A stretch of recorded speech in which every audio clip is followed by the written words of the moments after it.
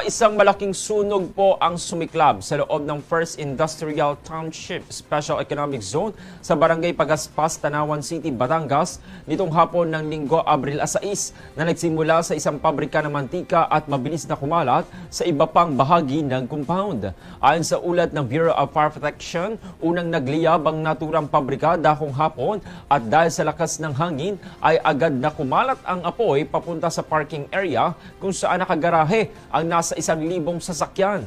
Tinupok ng apoy ang tinatayang 200 sasakyan na hindi naisalba mula sa naturang sunog.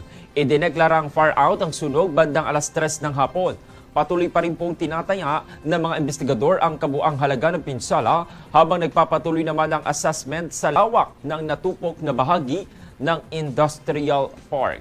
Nagtungo mismo sa lugar si Batangas Governor Hermelando Dodo Mandanas upang personal na tingnan ang sitwasyon at makipag-ugnayan sa mga opisyal ng lokal na pamahalaan at BFP.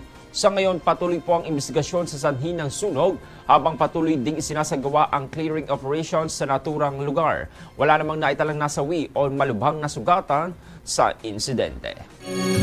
Good morning, Batangas.